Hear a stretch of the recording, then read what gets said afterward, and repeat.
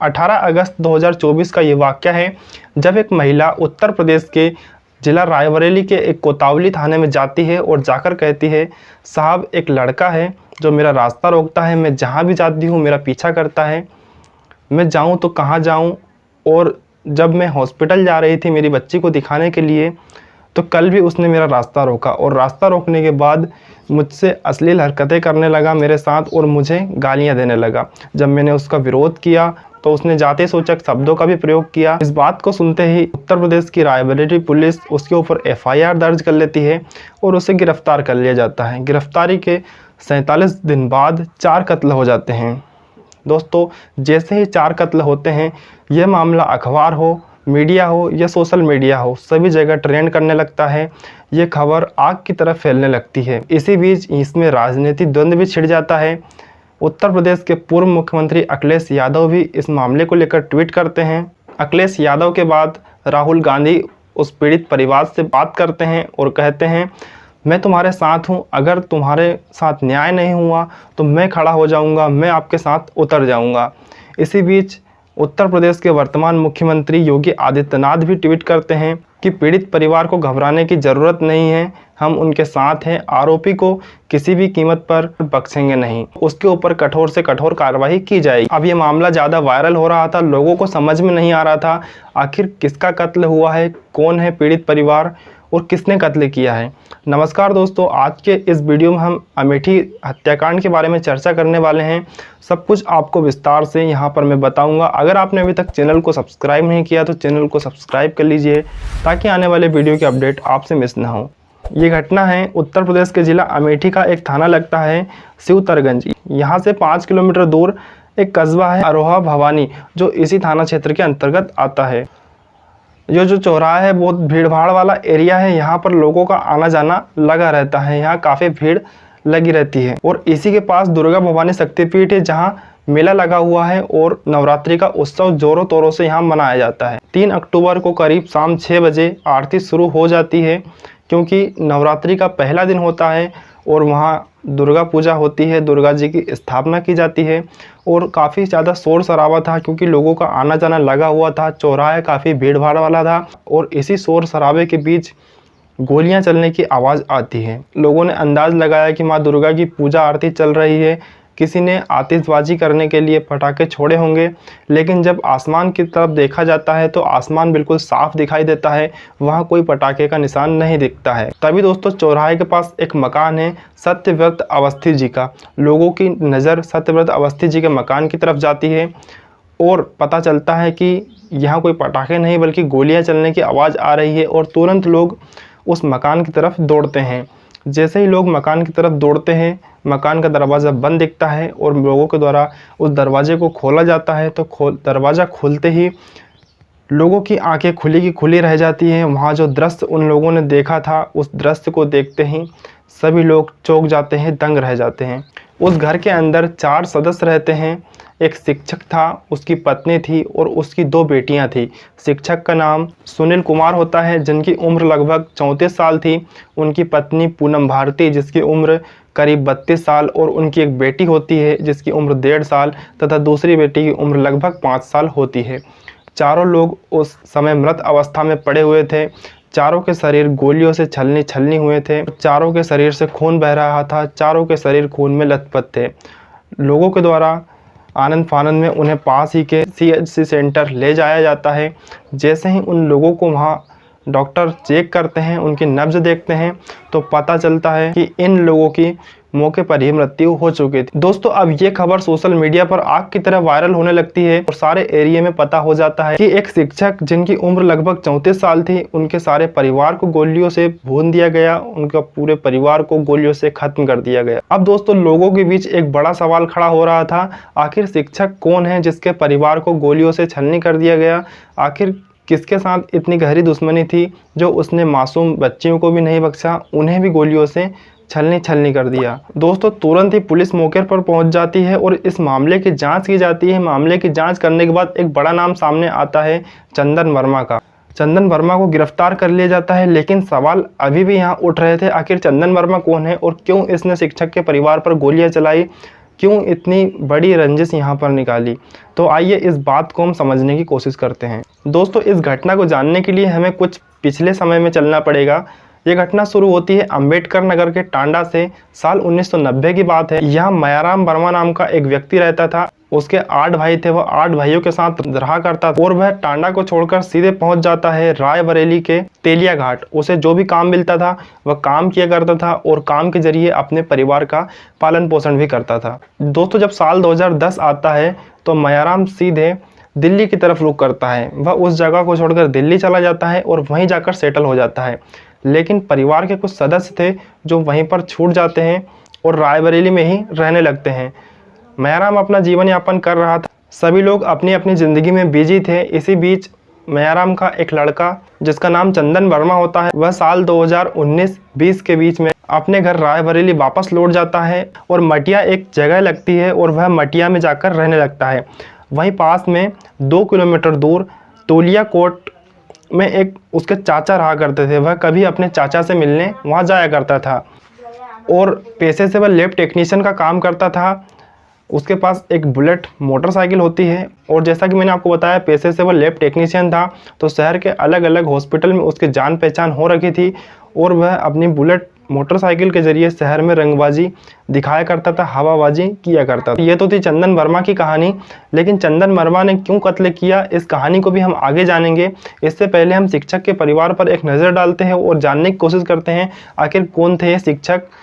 दोस्तों, रायबरेली का एक इलाका लगता है थाना गदगंज और इसी का एक गांव लगता है सुदामापुर। वहाँ का एक किसान का बेटा या यूँ कहे एक मजदूर का बेटा जिसका नाम सुनील कुमार होता है, वह शुरू से ही पढ़ाई करने में अव्वल था। हमेशा अपनी क्लास में टॉप आता था और वह अपनी मेहनत मजदूरी करके पढ़ाई भी किया करता था। उसका एक भाई था बड़ा, वो दोस्तों पढ़ाई नहीं कर पाया, इसलिए गाँव में ही मजदूरी या खेती किसानी किया करता है। लेकिन ये जो सुनील कुमार होते हैं वो मजदूरी के साथ पढ़ाई भी करते थे। और इसी बीच साल 2018 में उत्तर प्रदेश में पुलिस की वैकेंसी निकलती है। सिपाही के पद पर सुनील कुमार आवेदन करते हैं और दोस्तों उत्तर प्रदेश पुलिस में उनका चयन हो जाता है।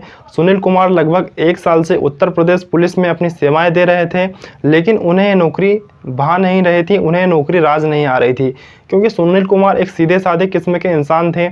उन्हें जो पुलिस में काम होता है शायद वो काम पसंद नहीं आ रहा था, जिस तरीके से होता है उस तरीके से उन्हें काम करना नहीं आता था। इसलिए वो सोच रहे थे ये नौकरी छोड़ने का और कहते थे कि शायद मैं पुलिस के लिए नहीं बना हूँ। और इसी बीच उत्तर प्रदेश में ही एक वैकेंसी निकलती है बेसिक शिक्षा विभाग में प्राथमिक शिक्षक की। सुनील कुमार उस वैकेंसी में अप्लाई करते हैं। उस वैकेंसी में जैसे ही फॉर्म डालते हैं तो दोस्तों सुनील कुमार के 20 दिसंबर साल 2020 में बेसिक शिक्षा विभाग में प्राथमिक शिक्षक के तौर पर नौकरी लग जाती है। लेकिन उन्हें स्कूल नहीं भेजा जाता है। सुनील कुमार को बीएसओ ऑफिस में अटैच कर दिया जाता है। अब वो सीधे ऑफिस जाते थे और ऑफिस से घर, कुछ इसी प्रकार से उनका जीवन चल रहा। लेकिन दोस्तों 29 जनवरी सन 2021 को उन्हें अमेठी में एक गांव पड़ता है बनहोना, वहां पर उनकी नौकरी लग जाती है। अब दोस्तों सुनील कुमार गांव छोड़कर शहर चले जाते हैं, क्योंकि इसी बीच उनके यहाँ 2 बेटियों ने जन्म भी ले लिया था। वो सोच रहे थे कि जैसी ज़िंदगी मैंने गुजारी है, इन कठिनाइयों का सामना किया है, उन कठिनाइयों को मेरी बेटियों को द्वारा नहीं भोगा जाए, या फिर यूँ कहें कि मेरी बेटियों का जीवन सुधर जाएगा यदि मैं शहर चला जाऊँगा, तो अच्छी एजुकेशन और अच्छा वहाँ उनका पालन पोषण हो सकेगा। इसी उद्देश्य से वो गांव छोड़कर शहर में शिफ्ट हो जाते हैं। शहर में दोस्तों अब वो किराए के मकान में रहने लगे थे। मकान कभी कभी चेंज कर लिया करते थे। मकान बदलते बदलते दोस्तों वो मठिया में शिफ्ट हो जाते हैं और उसी इलाके में चंदन वर्मा रहा करता था। चंदन वर्मा और उनके बीच में ज़्यादा दूरियाँ नहीं थी, कुछ ही दूरी पर उन दोनों का मकान था।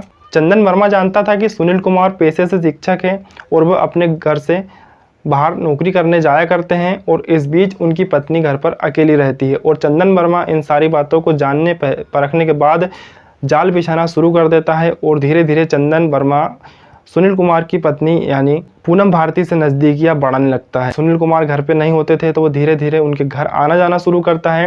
इसी बीच उन दोनों की नज़दीकियाँ इतनी बढ़ जाती है कि सोशल मीडिया के जरिए उन दोनों की बातचीत भी होना शुरू हो गई थी। व्हाट्सएप या फिर वीडियो कॉलिंग के जरिए उन दोनों की बातें भी हुआ करती थी। ऐसा करते करते साल 2024 आ जाता है और 1 अप्रैल सन 2024 को सुनील कुमार कुछ ज़मीन खरीदते हैं ताकि उस पर अपना घर बना सके, अपना खुद का घर बना सके, क्योंकि वो चाहते थे किराए के मकान में कब तक रहेंगे, इसलिए अपना घर होना ज़रूरी है।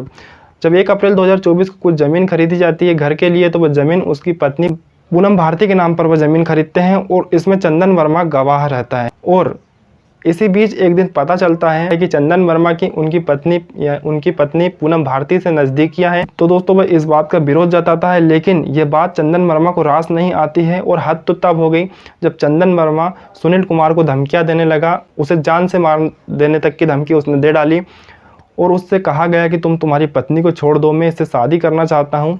यह बात दोस्तों मैं यहाँ पर नहीं कह रहा हूँ, यह बात खुद पूनम भारती की माँ ने एक टीवी चैनल को इंटरव्यू देते हुए कहा है कि कुछ ऐसी बातें चंदन वर्मा उसकी बेटी के पति यानी सुनील कुमार से कहा करता। दोस्तों अब पूनम भारती और उनके पति सुनील कुमार बहुत ज़्यादा तंग आ चुके थे, आए दिन परेशान हो चुके थे, इसलिए वो निर्णय लेते हैं कि इसके खिलाफ एफआईआर दर्ज करानी चाहिए। और वह तंग आकर गदागंज थाने में पुलिस को प्रार्थना पत्र देते हैं, लेकिन पुलिस इस प्रार्थना पत्र को इतनी गंभीरता से नहीं लेती।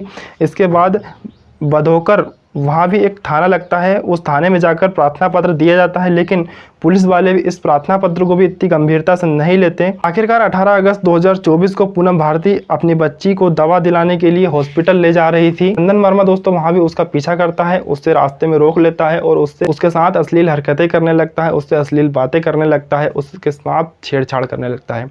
पूनम भारती जब इस बात का विरोध करती है तो चंदन वर्मा उसे जान से मार देने की धमकी तक दे डालता है और उससे जाति सूचक शब्दों का प्रयोग भी करता है। पूनम भारती बहुत ज़्यादा परेशान हो चुकी थी। यह बात अपने पति को बताती है कि चंदन वर्मा आए दिन मेरा पीछा करता है, अब करे तो क्या करे।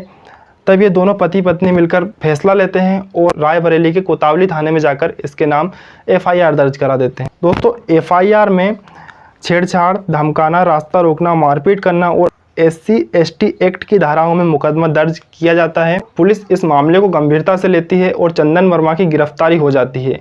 लेकिन दोस्तों ज़्यादा लंबे समय यह जेल में नहीं रहता है और जेल से इसकी जमानत हो जाती है। जमानत से छूट कर आने के बाद वह अपने दिलो दिमाग में इस बात को गंभीरता से बैठा लेता है कि पूनम भारती उसे जहां भी दिखती थी उसका वो पीछा किया करता था। इस बात से मास्टर जी को ऐसा लगा कि यहाँ रहना अब उचित नहीं है और 3 महीने पहले ही वो अपने मठिया वाला इलाका छोड़कर चले जाते हैं और अमेठी में रहने लगते हैं।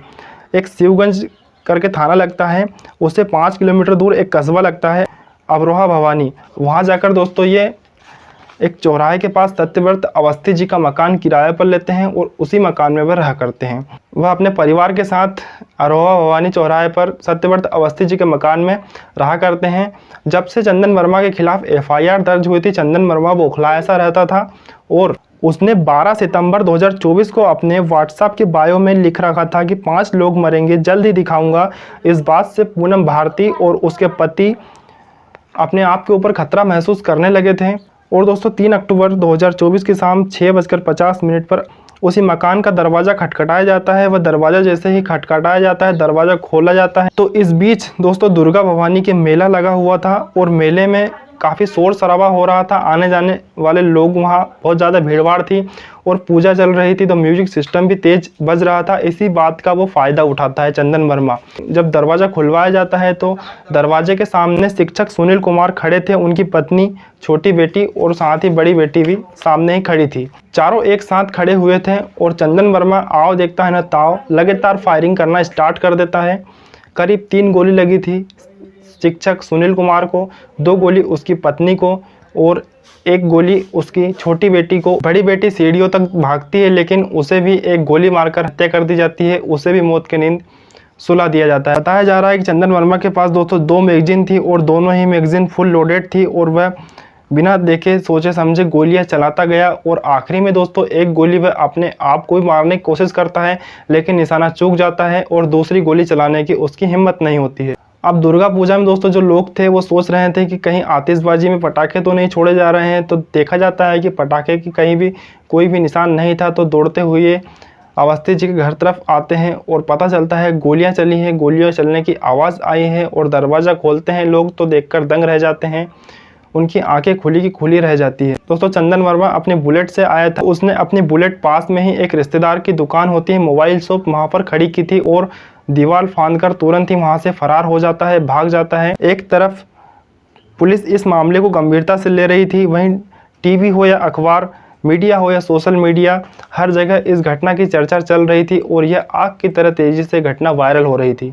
पुलिस के द्वारा चंदन वर्मा को गिरफ्तार कर लिया जाता है। जब पुलिस द्वारा चंदन वर्मा को ले जाया जा रहा था तो दोस्तों चंदन वर्मा ने धोखे से जो दरोगा होते हैं उनकी पिस्टल छीन लेता है और उनकी पिस्टल छीनने के बाद पुलिस के ऊपर फायरिंग करने लगता है। लेकिन पुलिस के द्वारा जवाबी कार्रवाई की जाती है। जवाबी कार्रवाई में पुलिस द्वारा भी फायरिंग की जाती है तो चंदन वर्मा के पैर पर गोली लगती है। इससे चंदन वर्मा घायल हो जाता है और वहीं पर गिर जाता है। चंदन वर्मा का इलाज कराया जाता है। चंदन वर्मा को तुरंत ही हॉस्पिटल में भर्ती कराया जाता है।